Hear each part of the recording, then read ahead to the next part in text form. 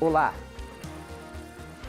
Há alguns textos na Bíblia onde apresenta que quando o ser humano, se porventura estiver na presença de Deus, ele não pode viver, ele é destruído. Um deles é, por exemplo, Êxodo, capítulo 33, verso 20, quando é dito o seguinte: não vou deixar que você veja o meu rosto, pois ninguém pode ver o meu rosto e continuar vivo. Em virtude do nosso pecado, nós não podemos estar na presença de Deus. Só que aí vem a questão. Ali no livro de Jó é dito que Satanás estava andando pela terra e foi até a presença de Deus e começou a indagar. Por que Satanás não foi fulminado ali na presença de Deus, como é dito na Bíblia? Esta e muitas outras questões você vai acompanhar agora, pois está no ar, na mira da verdade.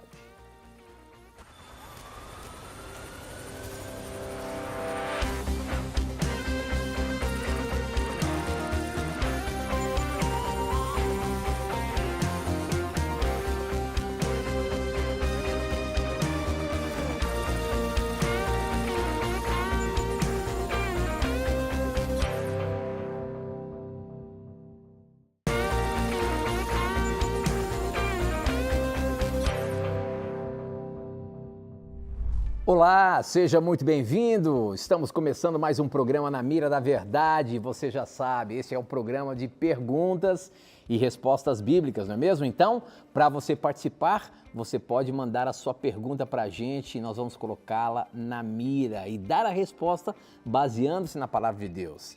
E como eu sempre digo, quem está na mira para responder a sua pergunta na Bíblia, é ele, hein?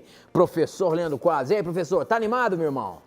Como sempre, aí contente sim, porque vamos poder aí, Tito, estudar mais uma vez a Bíblia com o nosso telespectador. Esse é um prazer para nós, esperamos que a sua pergunta seja respondida. Óbvio, precisamos dar respostas breves, às vezes não tão breves, depende do nível da pergunta, mas esperamos de alguma forma darmos um pontapé inicial para você conhecer mais a Bíblia, conhecer mais a Deus, se aproximar do texto bíblico e receber as transformações e benefícios que a palavra de Deus pode fornecer para você. Seja muito bem-vindo, vamos esperar então as suas perguntas. A gente é muito grato a você, telespectador, que eu sempre falo aqui, né, que são vocês que fazem o programa acontecer, né? E as mais diversas perguntas que chegam para a gente aqui, nos dá a possibilidade de juntos estudarmos a palavra de Deus. Por isso, não tenha preconceitos, pergunte o que você quiser, compartilhe o link com seus amigos para que eles possam fazer perguntas também. Manda pra gente, você tem várias formas de participar, seja por SMS, WhatsApp, Instagram, Facebook, YouTube. Tem várias formas que você pode mandar a sua pergunta pra gente e nós vamos colocar aqui para ver se o professor consegue se sair bem respondendo na palavra. Como, por exemplo, essa que nós abrimos o programa. Essa pergunta quem mandou foi a Maricel. Ela mandou essa dúvida para a gente e ela escreveu da seguinte forma a questão aqui. Ela disse assim, ó: por que Satanás não foi consumido na presença de Deus, já que ele é originador do pecado? E a Bíblia fala que seres humanos não podem estar na presença de Deus porque seriam fulminados. Agora, Satanás, que originou todo o pecado, por que ele não foi fulminado quando diz lá no livro de Jó que ele estava na presença de Deus? E aí, professor, como é que você sai dessa? Veja, primeiro devemos lembrar de que Satanás pertence a uma classe de seres bem superior à nossa, né? Primeiramente, ele é um ser espiritual. Ele não é um ser de carne e osso como você e eu. Não significa, obviamente, que ele é uma espécie de uma fumaça que não pode ser vista ou que se passar a mão nele do outro lado, vai passar do outro lado. Não é isso. Quando eu falo ser espiritual, ele tem uma outra natureza, uma outra forma que nós, obviamente, uma outra, entre aspas, matéria que nós não conhecemos.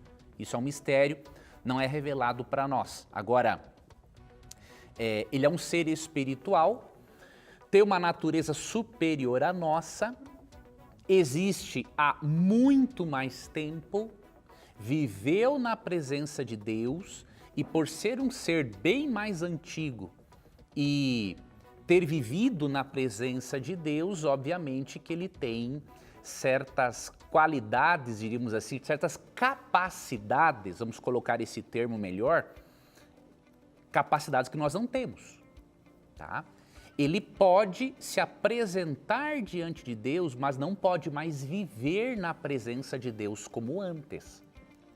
Agora, ali no livro de Jó, ele se apresenta diante de Deus. Ele tem uma natureza superior à nossa. Além disso, Deus tem que preservá-lo. Por quê? Lembre-se que o conflito cósmico entre o bem e o mal não pode ser resolvido pela força. Se Deus destrói Satanás logo no início, isso só poderia confirmar os motivos que levaram Satanás a se rebelar contra Deus. Se Deus agisse de uma forma irresponsável em relação a isso, ele estaria praticando uma espécie de queima de arquivo, não é? Quando alguém tem um segredo muito importante para contar à lei ou à justiça, um criminoso pode matar esta pessoa para não ser entregue. Então Deus não ia fazer esse tipo de coisa. Para Deus lidar de uma forma amorosa, justa, diante de criaturas inteligentes, Deus deveria deixar que o tempo mostrasse que as acusações de Satanás eram mentirosas e que Deus era realmente bom e justo. Tá bom? Então não podemos comparar a nossa natureza com a natureza de um anjo. Um anjo é um ser de uma ordem, de uma classe superior. Além disso, Mateus 25, 41 diz que vai chegar o momento e o dia certo, depois que Deus responder todas as questões, tanto do universo quanto de nós seres humanos, aí vai chegar o momento em que Deus vai castigar e destruir este ser no lago de fogo, como lemos em Mateus 25, 41 e depois Apocalipse 20, verso 10 e Romanos 16, 20. Então lembre-se, Satanás é pecador? É, mas ele é de uma natureza diferente, superior a nós. Muito bem, estamos começando o programa aí, essa foi apenas a primeira questão e muitas outras vão chegar aqui. Para você participar, você pode mandar as suas perguntas pelo nosso SMS, o número é 12 981510101. Esse número também temos o WhatsApp, você pode usar também o WhatsApp, mandar para a gente.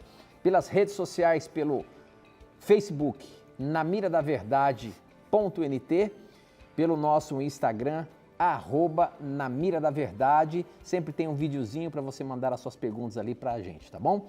Essa pergunta aqui, por exemplo, quem mandou, deixa eu só pegar aqui, ó, essa veio pelo nosso Instagram, já que ele falou aí, já que nós falamos aí sobre essa questão de Satanás ter uma outra natureza, né, e podia estar ali na presença de Deus, a Débora Oliveira perguntou o seguinte, ela diz, sou adventista aqui em João Pessoa, na Paraíba, e boa noite, Tito e professor Leandro. A minha dúvida é querer entender o que Deus quis dizer que somos a imagem e semelhança dele. Olha, né? Nós somos seres humanos, somos imagem e semelhança de Deus e a gente é destruído, né? Mas enfim, aqui é um outro contexto. Vamos lá, vamos ver o que ela pergunta aqui. Somos a imagem e semelhança dele. Também quero entender a passagem que diz que Deus é espírito e importa que os seus adoradores o adorem em espírito e em verdade. Se nós somos a imagem e semelhança de Deus, Deus é espírito, como diz. Ela continua, esse mês faz 1 ano que me batizei, mas já aceitei Jesus desde os meus 17 anos. Mas não conhecia a verdade sobre o sábado e o espírito de profecia. Estou aprendendo muito com o programa Na Mira da Verdade, com Tito Rocha e Leandro Quadros. Obrigado, Débora, por você acompanhar o programa e por você estar aqui junto com a gente, fazendo o programa acontecer, mandando a sua pergunta. Professor Leandro, essa questão, ela quer entender que nós fomos criados à imagem e semelhança de Deus e que a Bíblia diz também que Deus é espírito e importa que os seus adoradores o adorem em espírito e em verdade. Como entender tudo isso? Veja que interessante, aqui ó, no verso 26 e também no verso 27, é dito que o Deus fez o ser humano à sua imagem e semelhança. Vou destacar o 27 que diz assim, criou Deus, pois o homem à sua imagem, a imagem de Deus o criou. Verso 26, ó, façamos o homem à nossa imagem conforme a nossa semelhança. Semelhante já quer dizer que não é o quê? Igual. Semelhança. Então isso não contradiz o fato de que Deus é espírito. Deus é um ser de natureza espiritual. João 4, 23 e 24. E já que ele tem essa natureza espiritual, nós devemos adorá-lo em espírito e em verdade, ou seja, devemos adorá-lo a partir do interior, de uma forma que isso se expresse no exterior.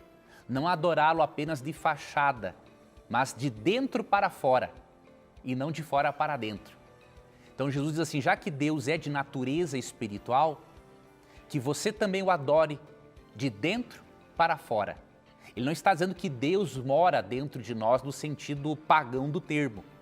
Mas já que Deus é um ser de natureza espiritual, que você espiritualmente o adore, ou seja, que toda a sua vida interna e externa expresse a adoração a esse Deus verdadeiro, a esse Deus pessoal, tá? Então isso não contradiz Gênesis 27, porque nós somos a imagem e semelhança, não iguais a Ele. Né? Enquanto Ele tem uma natureza espiritual, nós temos uma natureza terrena. Nós fomos feitos do barro, de Gênesis 2. Né? Gênesis 1, 26 a 28 e Gênesis 2 também. Então nós somos feitos, Gênesis 2, 7, nós somos feitos de uma matéria. Deus, ele sempre existiu. Então há essa diferença, somos semelhantes. Agora, em que sentido a imagem e semelhança? Primeiro, na capacidade de tomar decisões. Segundo, na capacidade de dominar, administrar. Então, assim como Deus administra o universo, Ele deu ao ser humano a capacidade de administrar o planeta Terra. Agora, eu vejo também nisso a pessoalidade. Assim como Deus é um ser pessoal que poderá ser visto pelos justos após a volta de Cristo, de acordo com Apocalipse 22:4. Poderemos conversar com o nosso Criador, possui sentimentos, então nós somos a imagem e semelhança dele também nesse aspecto. Muito bem, muito bem. Para você participar, mande as suas dúvidas para a gente, hein? Facebook, namiradaverdade.nt, Instagram, @namiradaverdade e pelo nosso WhatsApp, o número é 12 981 510101. E eu quero colocar uma questão aqui, ó. Essa faz tempo que não é perguntada aqui, é uma dúvida de muita gente. O que significa os 144 mil na Bíblia? Tem muita gente aí na internet falando um monte de coisa, professor. O que a Bíblia pode nos ajudar a entender quem são os 144 mil de Apocalipse? São apenas as pessoas que estarão vivas por ocasião da segunda vinda de Jesus? São só 144 mil pessoas em todo o planeta que estarão vivos, é isso? Veja, os 144 mil são mencionados em Apocalipse capítulo 7 e em Apocalipse capítulo 14. Primeiro vamos dizer quem não são, o que não é os 144 mil, tá? Aqui no capítulo 14, verso 4, é dada para nós uma característica deste grupo. São esses os que não se macularam com mulheres porque são castos. São eles os seguidores do Cordeiro, por onde quer que vá.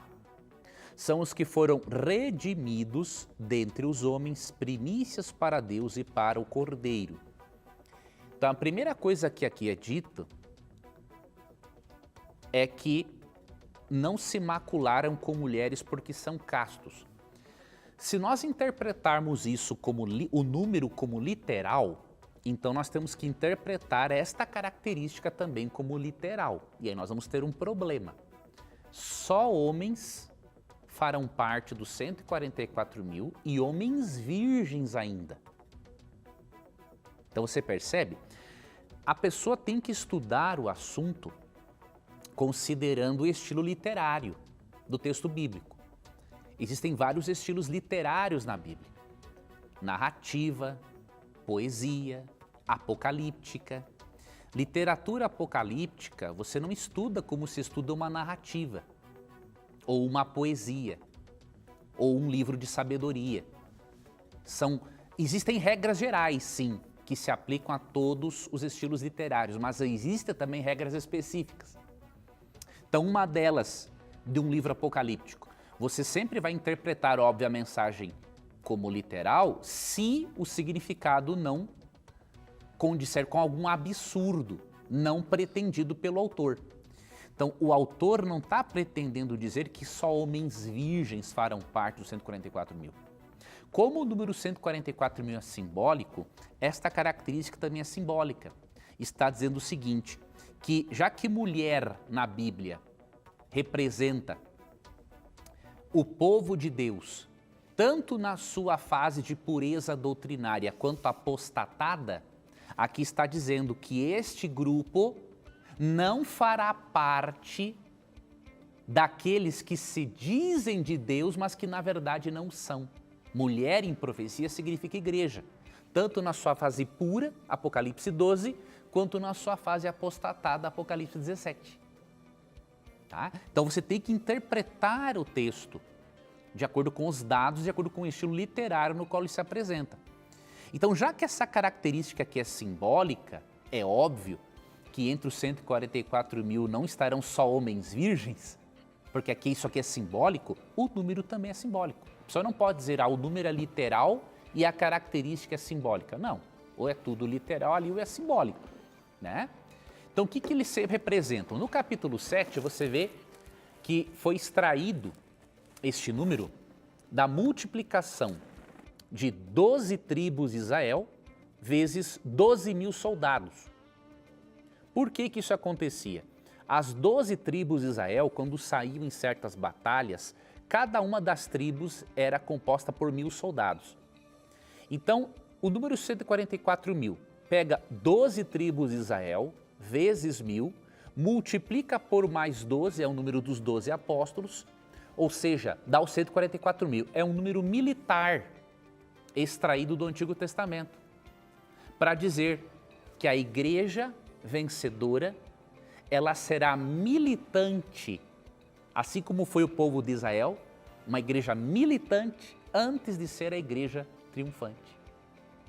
Ok? Então, cuidado com essas interpretações que surgem da mente ou da imaginação das pessoas e que não consideram o texto bíblico como um todo.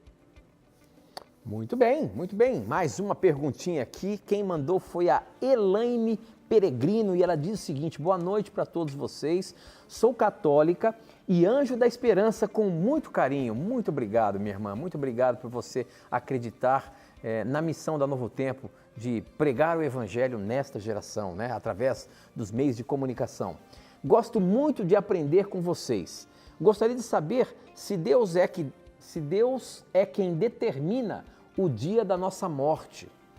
Eu tenho muita dúvida sobre isso, pois na minha igreja as pessoas sempre falam, Deus quis assim. E aí eu fico na dúvida. Muito obrigado. Muito bem, professor. Olha só, a nossa querida irmã Elaine tem acompanhado o programa Na Mira da Verdade, ela que é católica, ela quer saber essa questão. Será que Deus determina o nosso dia da morte? A gente sabe que Deus é onisciente, mas Ele determina o dia que eu vou morrer? Muito boa essa pergunta. Deus, ele não determina, né, isto. Existe, amiga telespectadora, né, a vontade ideal e a vontade remedial de Deus, diríamos assim. Qual é a vontade ideal de Deus? É que nunca existisse o mal e o pecado. Deus não predestinou a existência do mal. Tá? Agora, já que isso aconteceu porque Ele deu o livre-arbítrio para as suas criaturas, então Deus executa a sua vontade remedial, ou seja, Ele vai remediar a situação sem extrair o livre-arbítrio de suas criaturas, mas em sua providência Ele vai, por ser onipotente, remediar a situação. Então, por que eu estou dizendo isso? Existe uma vontade também ideal de Deus em relação à nossa vida. Deus quer que todos cuidemos da saúde, que tenhamos bons hábitos alimentares, que façamos atividade física constantemente, que tenhamos menos estresse. Então Deus tem essa vontade ideal para todos os seres humanos. Agora, nem sempre a vontade ideal de Deus se cumpre porque Ele respeita o livre-arbítrio de cada criatura. Vou te dar aqui um outro exemplo. A vontade ideal de Deus é que nenhum ser humano transgrida as leis de trânsito. Deus não quer que ninguém dirija um veículo a 180, 200 km por hora, especialmente em estradas no Brasil, né, que não são feitas para isso. Quando uma pessoa faz isso e tem um acidente, quando uma pessoa bebe antes de dirigir, não foi da vontade de Deus. Então, Deus tem planos para nós, mas Ele respeita tanto o livre-arbítrio na sua soberania que Ele permite que a pessoa escolha outra coisa. Então, Deus não determina que alguém morra de acidente, Deus não determina que alguém morra de câncer, Deus não determina que alguém morra de bala perdida. São efeitos do pecado e alguns são efeitos de nossas decisões. Mas em essência são efeitos do pecado e Deus não tem culpa disso. Muito bem, muito bem. Nosso tempo está correndo aqui, nós temos que ir para um intervalo rapidinho, mas aproveite o intervalo, mande a sua pergunta para a gente volta já já.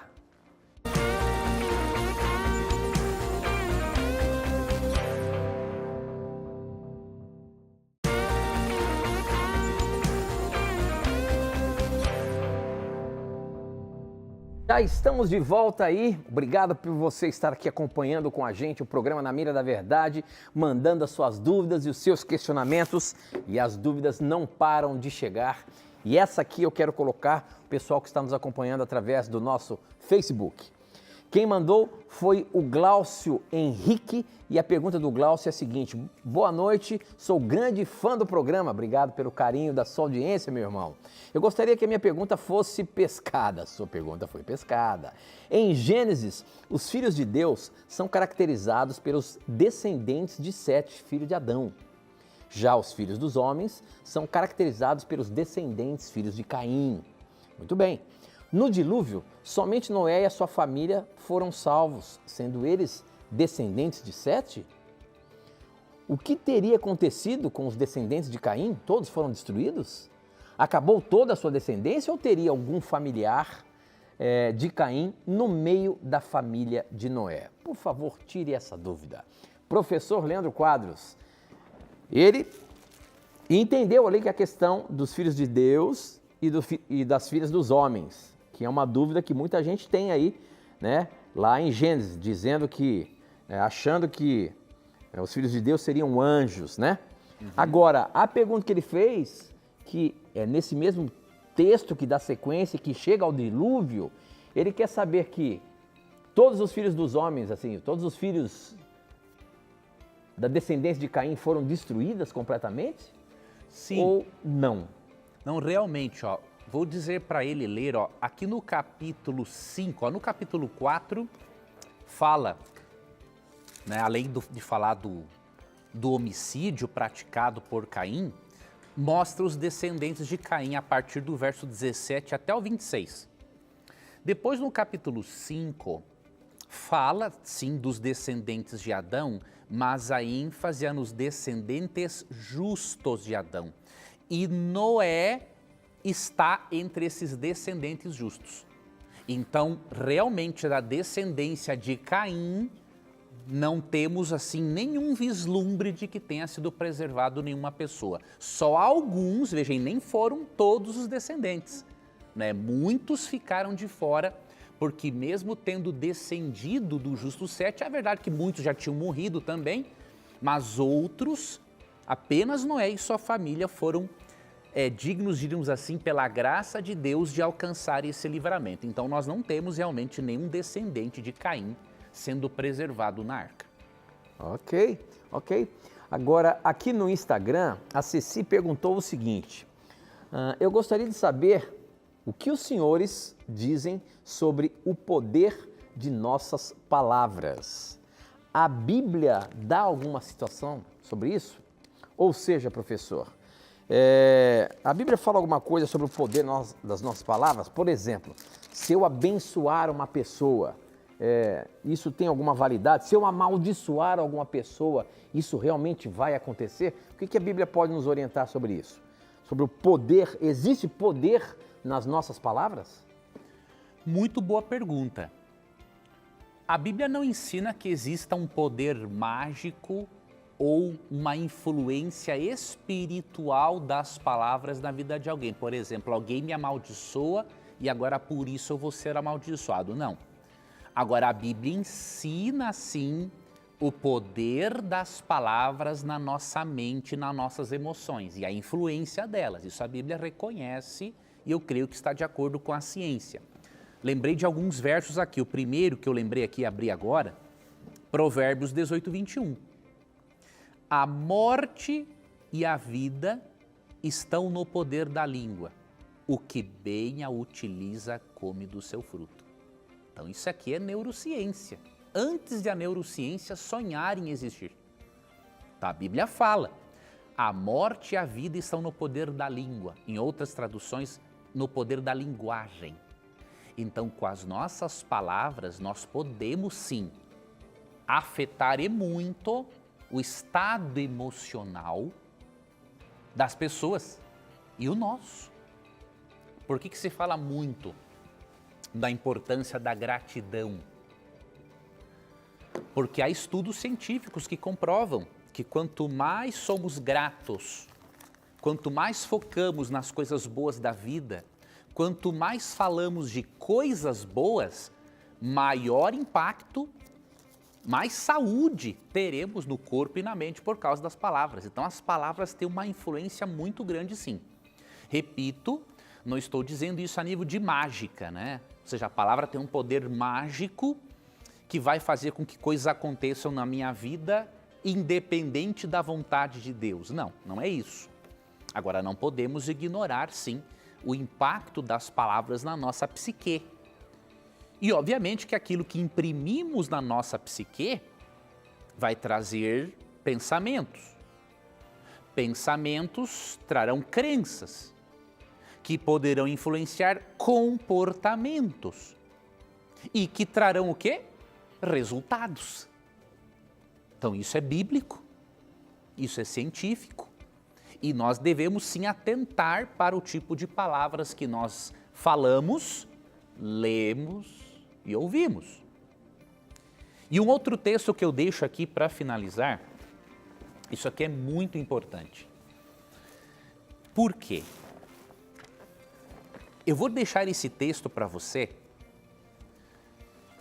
saber que por meio das tuas palavras, você pode estar sendo um instrumento de Deus para levar saúde para o seu cônjuge, para os seus filhos, ou você pode estar sendo um instrumento do diabo para levar doença para o seu cônjuge ou para os seus filhos.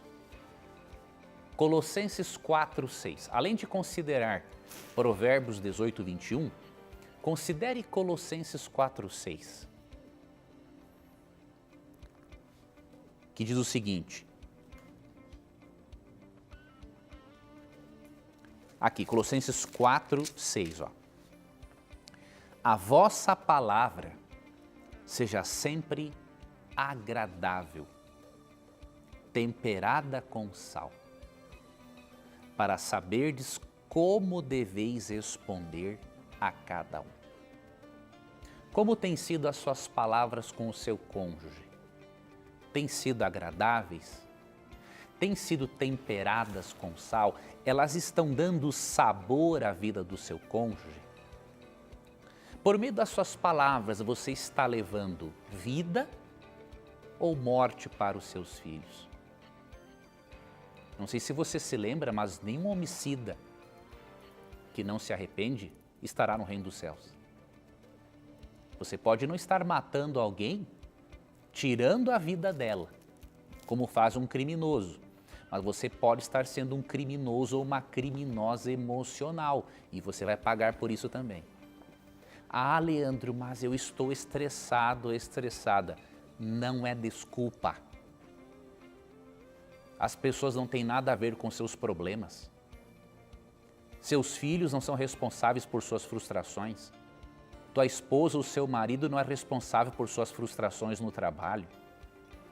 Se você consegue aguentar com paciência um chefe chato que nem merece isso, por que você não exerce a mesma paciência com a sua família? Então avalie isso, porque se você for um homicida emocional, você estará fora do reino dos céus com toda certeza. Olha só, forte isso, hein? Obrigado, professor.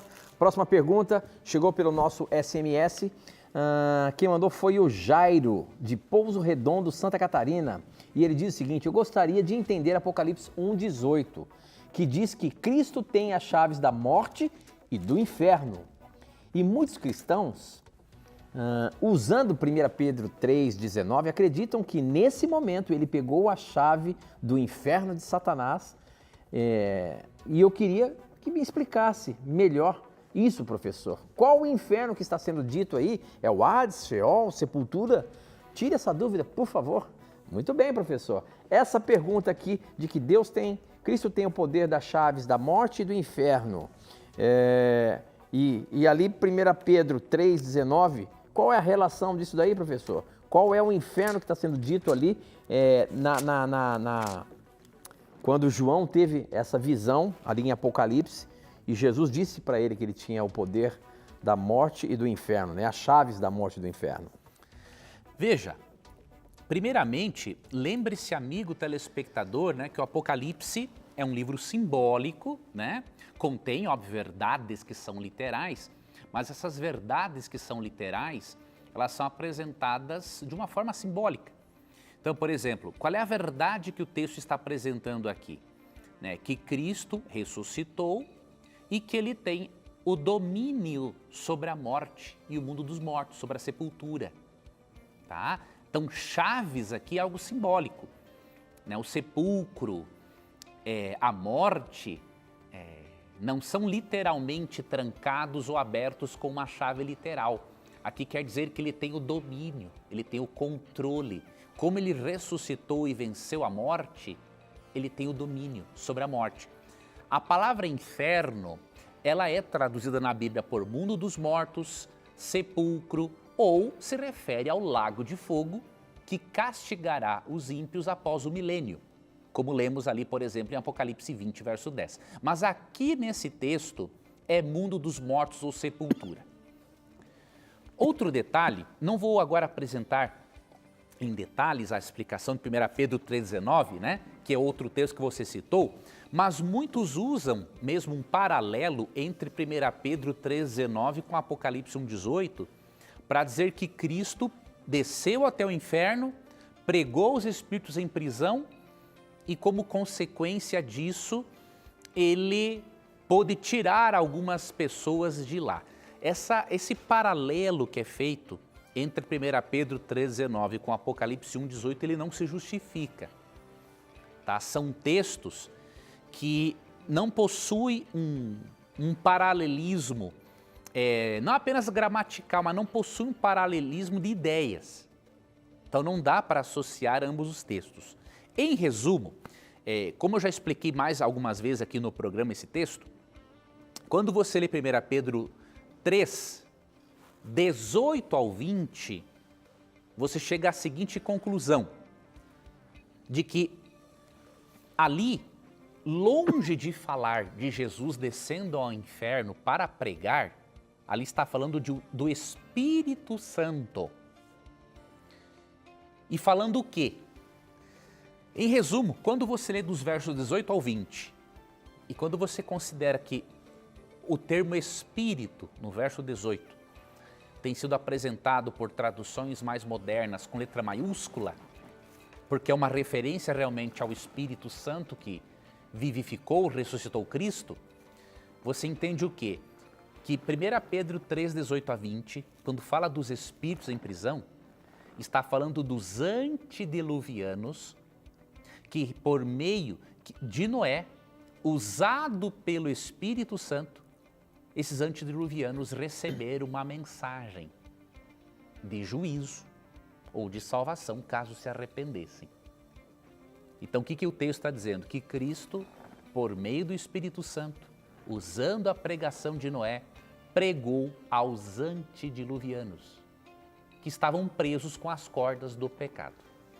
Então veja, aqui na revista, na Mira da Verdade, nós temos entre as lições, e eu vou lhe oferecer esse presente da Novo Tempo agora, nós temos aqui 2 lições específicas sobre este assunto. Textos difíceis sobre a morte, lição de número 8, e textos difíceis sobre o inferno, lição de número 9. Óbvio que eu não abordei todos os textos sobre esses 2 temas, mas escolhi aqui alguns dos principais para que você possa fazer esse estudo bíblico na sua casa e começar a perceber que alguns textos usados a favor da imortalidade da alma ou de um tormento eterno, na verdade esses textos estão descontextualizados por muitos cristãos que obviamente são sinceros naquilo que creem, mas que não consideraram algumas regras de interpretação bíblica antes de tirarem essas conclusões. Então o que eu vou lhe recomendar? Você vai agora mesmo ligar para nós, temos uma equipe aqui para fazer o seu cadastro e lhe enviar esse curso bíblico. Você vai ligar para 0 operadora 12 2127 3121 e dizer o seguinte: eu quero o meu presente, eu quero a revista, o curso bíblico Na Mira da Verdade. Total de 10 lições para que você possa entender alguns dos vários textos difíceis a fim de que você tenha um contato mais profundo com a palavra de Deus. E aí você vai poder estudar, por exemplo, esses assuntos sobre morte, sobre inferno, há outros aqui, dom de línguas, sábado, lei, né? Então, vários assuntos, consumo de carnes imundas, textos difíceis sobre a volta de Jesus. Então, peça sua revista agora mesmo. Ligue para nós, 0 operadora 12 2127 3121. Muito bem, muito bem. Eu tenho uma pergunta aqui pelo SMS, talvez você não consiga responder toda nesse bloco que nós estamos aqui, mas a gente divide no bloco, não tem problema. Olha só, vou fazer aqui a pergunta, hein? Opa, peraí que saiu. Saiu aqui a pergunta, aqui está. E é relacionado ao tempo que nós estamos vivendo aí, esse pessoal que está na internet falando. A pergunta, quem mandou, deixa eu ver se tem o nome aqui... Tito Pesca essa, será que o professor Leandro consegue responder? Ele diz o seguinte: boa noite, amados, professor Leandro. É verdade que os adventistas creem que o sucessor ultraconservador do Santo Papa Francisco teria uma autoridade autônoma sobre as nações? Seria a tal besta do mar de Apocalipse 13, de 1 a 4? E um ultraconservador no estilo Trump seria a besta da terra de Apocalipse 13, 11? E que ambos farão um decreto dominical obrigatório com a penalidade de perseguições até a morte para os que desobedecerem o tal decreto? Essa obrigatoriedade perseguiriam principalmente os adventistas? E esse decreto dominical seria a tal marca da besta de Apocalipse 13, 16, 18? Grande abraço, eu sou o Paulo Rodrigues, de Vila Andrade, São Paulo, e sou católico. Olha só, professor, você sabe que essa questão é uma questão que está em voga aí na internet, né? Eu acho que nosso tempo não vai dar nem para você começar a dar essa resposta. Nós vamos fazer o seguinte, nós vamos para um intervalo rápido e na sequência você vê a resposta sobre esse tema. De besta que saiu da terra, de besta que saiu do mar, de Papa, Trump, o que é isso? Não sai daí não, a gente volta já.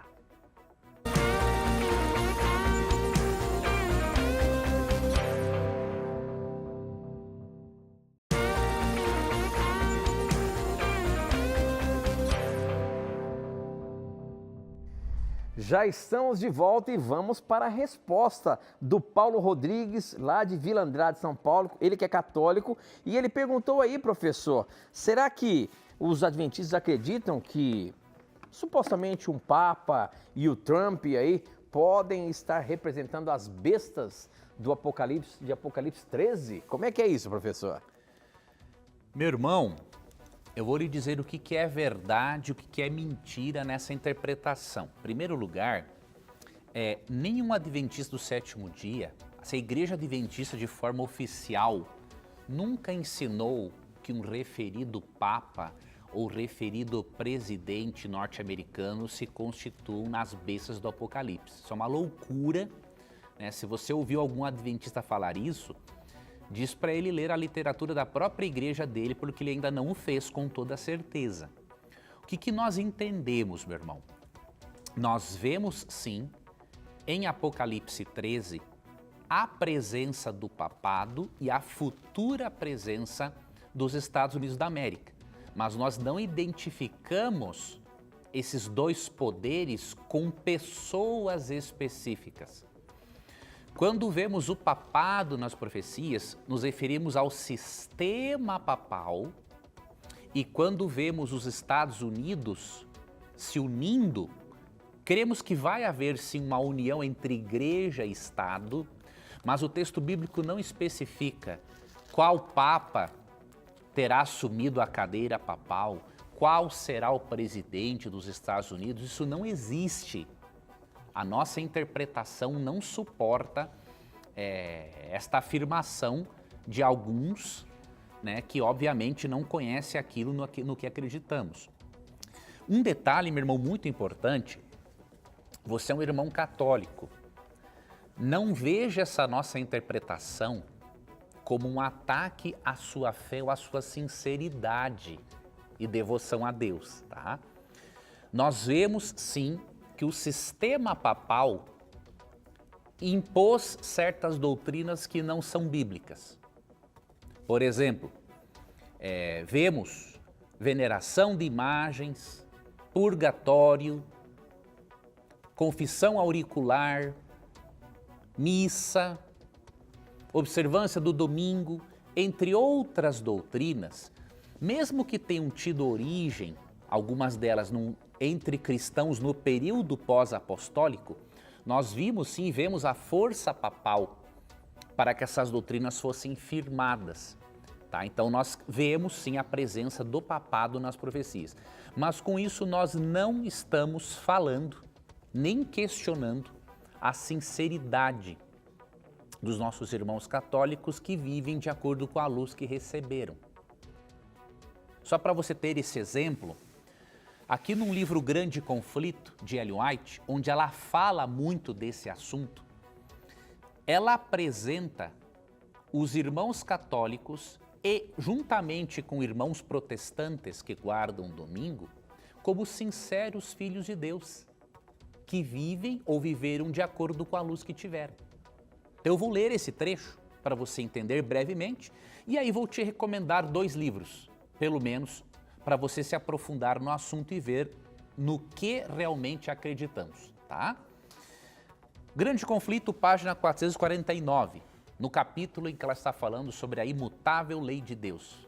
Estou citando Ellen White, por ela ser cofundadora do Adventismo, tida como profetisa não canônica e por ser uma fonte primária, para você conhecer o nosso pensamento, tá? Mas os cristãos das gerações passadas observaram o domingo, supondo que, assim fazendo, estava a guardar o sábado bíblico. E hoje existem verdadeiros cristãos em todas as igrejas, não excetuando a comunhão católica romana. Veja, aonde há verdadeiros cristãos de acordo com Ellen White? Em todas as igrejas, incluindo a Igreja Católica Apostólica Romana, né? Que creem sinceramente ser o domingo dia de repouso, divinamente instituído. Deus aceita a sinceridade de propósito de tais pessoas e sua integridade. Olha que coisa bonita. Ela não está aqui dizendo que todos aqueles que guardam o domingo ou guardaram o domingo têm a marca da besta. Ela não está dizendo isso. Ela está dizendo que Deus aceita a integridade de propósito dessas pessoas que viveram e vivem de acordo com a luz que têm. Porque a graça de Cristo completa aquilo que falta na vida de todos nós. Agora vai chegar um momento no futuro que aí a coisa vai mudar. Olha o que na mesma página. Quando, porém, a observância do domingo for imposta por lei, Isso não aconteceu ainda, né? Só de forma local em alguns estados norte-americanos, lá século XIX, por exemplo. Quando, porém, a observância do domingo for imposta por lei e o mundo for esclarecido relativamente à obrigação do verdadeiro sábado, quem então transgredir o mandamento de Deus para obedecer a um preceito que não tem maior autoridade que a de Roma, honrará a besta. Honrará desta maneira ao papado mais do que a Deus. Prestará homenagem a Roma e ao poder que impõe a instituição que Roma ordenou. Adorará a besta e a sua imagem. Então você percebe? Ela fala de algo para o futuro. Não está falando de cristãos sinceros, que amam a Deus e que vivem de acordo com a luz que tiver.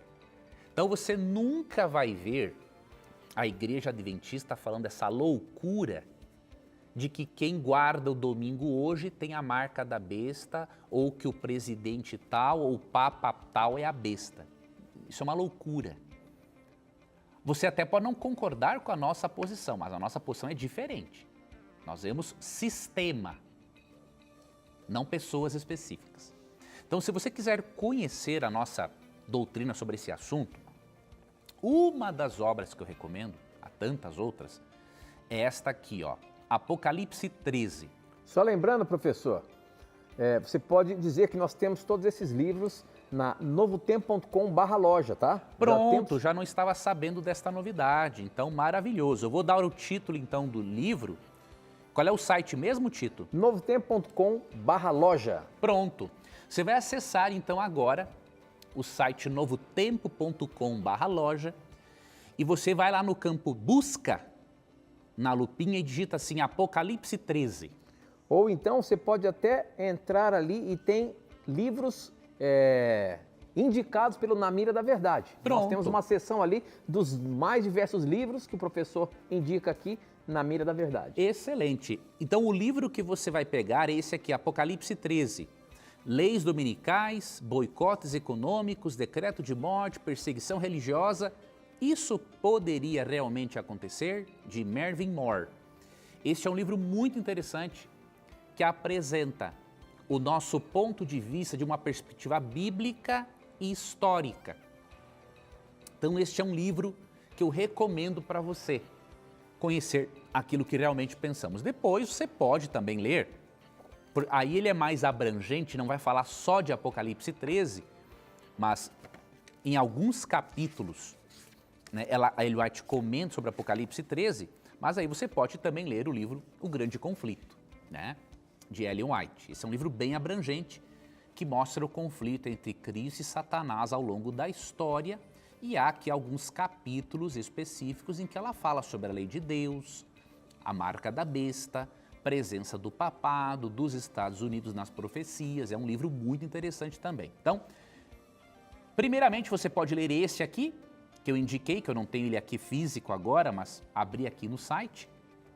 Você acessa o site do Novo Tempo e pode ver este livro, ou este aqui de Ellen White. Há outros materiais muito bons, mas a princípio eu recomendo esses dois para que você possa começar a estudar esse assunto da perspectiva bíblica, da perspectiva adventista oficial. Muito bem, muito bem. Você pode acessar sempre o nosso site aí, que todos os livros que serão apresentados aqui, nós estaremos disponibilizando para você, tá bom? novotempo.com/loja, tá? Muito bem. Tem uma pergunta que chegou aqui, professor. Essa pergunta quem mandou foi o Genivaldo. Ele diz o seguinte: boa noite, Tito, professor Leandro.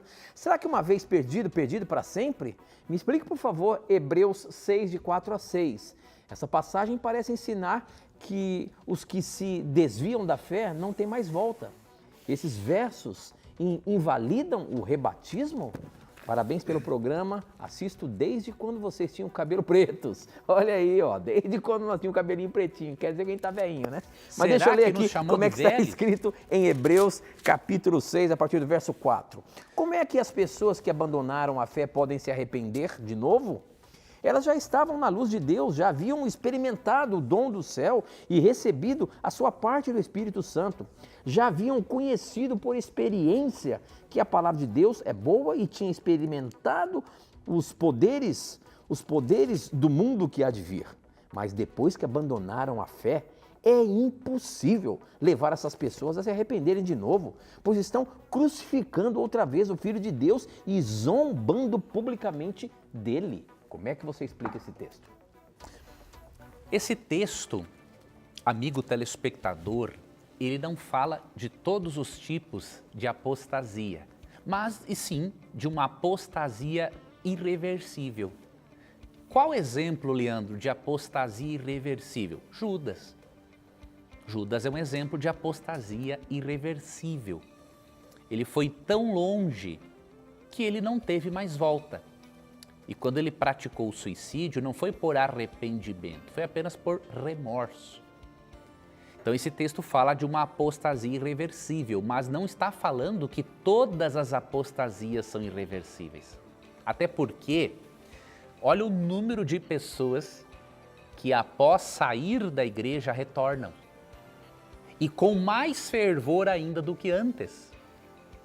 Então, se essas pessoas retornam, a única explicação para o retorno delas é o Espírito Santo.